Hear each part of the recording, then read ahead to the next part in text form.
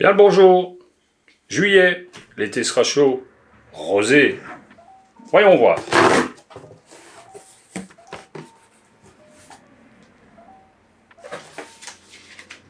Comme d'habitude, dans chaque box, vous avez le petit carnet explicatif avec les fiches techniques de chaque vin présenté.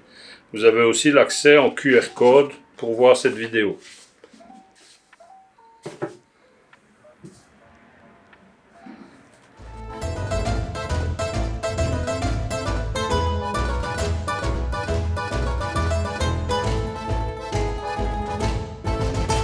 Et nous débutons avec un rosé léger qui vient de la région vénitienne, dans le nord-est de l'Italie.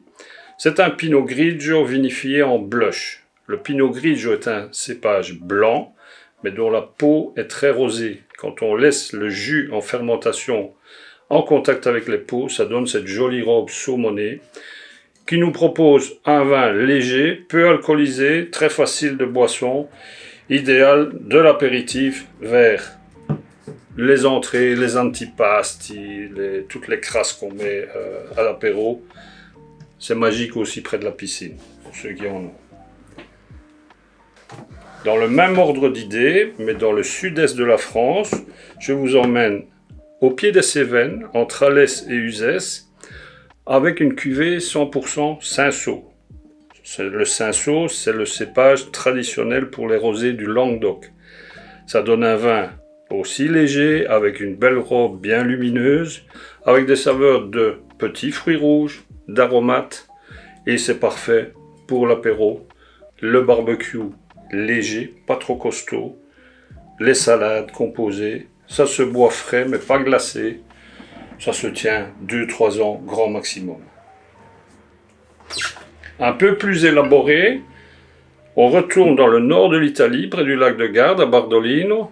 Et là, on a le rosé typique de l'été. Assemblage de 3 cépages qui donnent des saveurs et de petits fruits rouges et des saveurs d'agrumes et d'aromates. C'est typiquement le vin de soif en été, apéritif, salade, petite grillade de poisson, petite grillade de viande, pas trop costaude. Ne mettez pas ça sur un couscous, il ne tiendra pas la route. Ça se garde 2-3 ans, grand maximum. Dans un tout autre registre, je vous fais découvrir quelque chose qui vient de la côte amalfitaine. Pour beaucoup, c'est le paradis sur terre. Ça se situe au sud du golfe de Naples, donc au centre-est de l'Italie.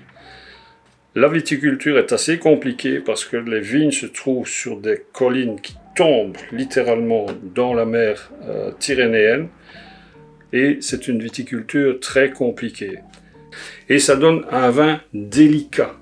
C'est pas un vin de barbecue, c'est un vin de gastronomie, à mettre sur des salades composées, sur un poisson aux aromates, à mettre sur une cuisine d'inspiration thaï. Donc, oubliez les barbecues avec ce vin-ci.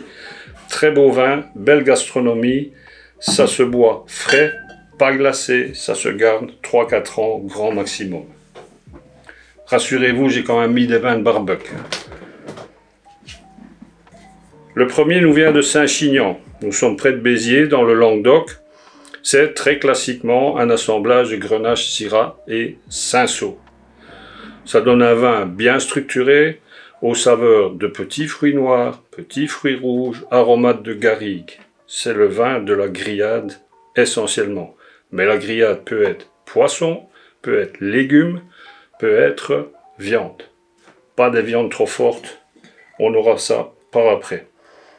Ça se boit frais, encore une fois, pas glacé, et ça peut se garder 4 à 5 ans.